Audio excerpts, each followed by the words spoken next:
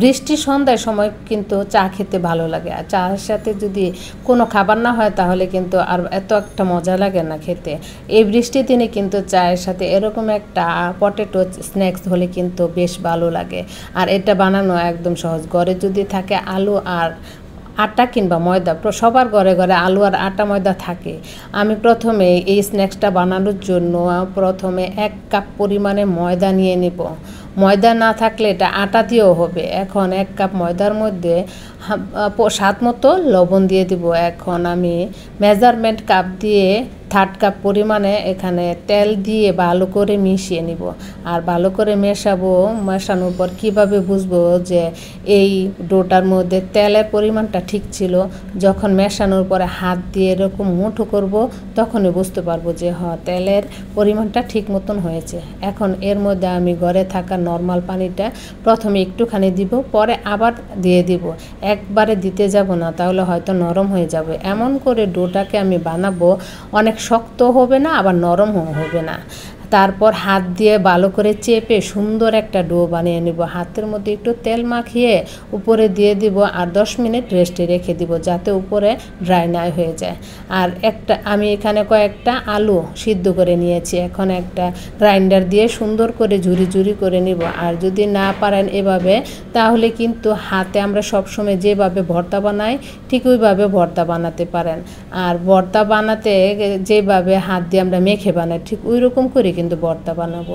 এখানে পেঁয়াজ কুচিটাকে একদম ঝুরি ঝুরি করে কেটে নিব, ধনেপাতা কুচি আর 3টা কাঁচামরিচ দিয়ে বা হাত দিয়ে স্বাদ মতো একটু লবণ দিব, দিয়ে হাত দিয়ে চেপে চেপে একদম পুরোপুরিভাবে ভর্তা বানিয়ে দেব। আর একটু টেস্ট বাড়ানোর জন্য ম্যাগির যে মশলাটা ছিল এটা আমি সবটুকু দিয়ে দিব।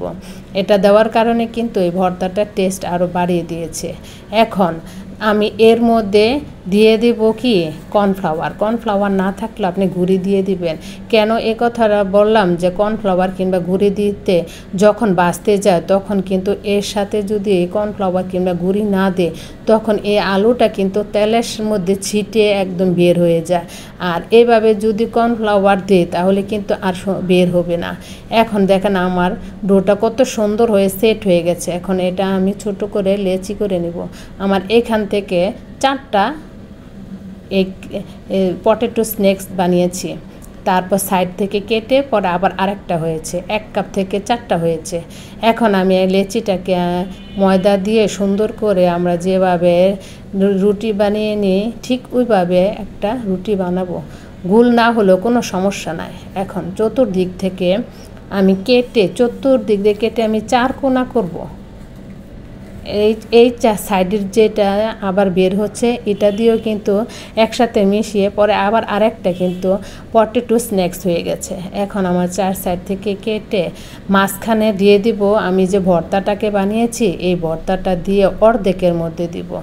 দেখে বুঝে নিতে পারেন যে আমি কিভাবে বানাচ্ছি। সব কথা বলে হয়তো বোঝাতে পারি না, তখন কিন্তু আপনারা দেখে বুঝে নেবেন যে কিভাবে কি করতে হয়। এখন আমি অর্ধেকের মধ্যে আলু ভর্তাটাকে দিয়ে দিব, চেপে চেপে সব সাইড যেন লাগে।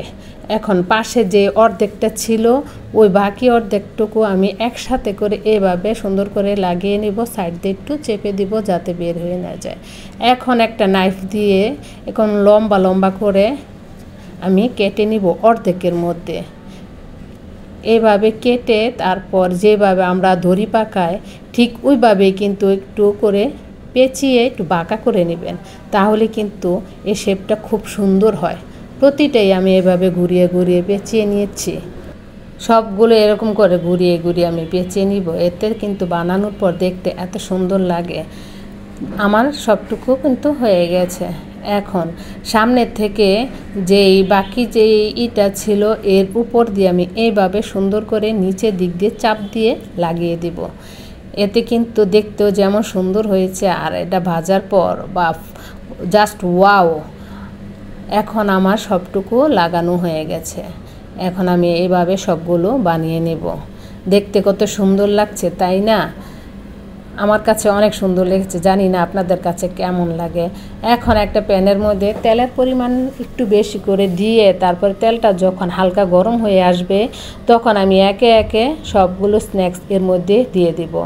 আর এটা কিন্তু হাই হিটে ভাজতে যাব না, তাহলে উপর থেকে পুড়ে যাবে আর ভিতরে কাঁচা থাকবে। এর জন্য নর্মাল হিট দিয়ে একটু সময় করে উল্টে পাল্টে ভেজে একবারে ব্রাউন কালার করে নামিয়ে নিব। আমার উল্টে পাল্টে কিন্তু বাজানো হয়ে গেছে, এখন উঠিয়ে নিব। কত সহজভাবে এত মজার একটা স্ন্যাক্স বানিয়েছি, আর এটা সবাই কিন্তু বানাতে পারবে। আপনাদের কাছে জানি না আমার এই খাবারটা দেখতে কেমন লাগছে, কিন্তু আমার কাছে খুবই সুন্দর লাগছে। এমন যদি খাবার হয় এটা খেয়েও কিন্তু তৃপ্তি পাওয়া যায়। আর বাইরের দিক দিয়ে একদম ক্রিস্পি আর ভিতরে একদম পুরে ভরা। আজকে চলে যাব, আবার আসবো নতুন আর একটা কোনো একটা ইউনিক রেসিপি নিয়ে। ততক্ষণ পর্যন্ত আপনারা ভালো থাকেন। আর আমার এই ভিডিওটা আপনারা যদি ভালো লাগে তাহলে শেয়ার করে দিবেন।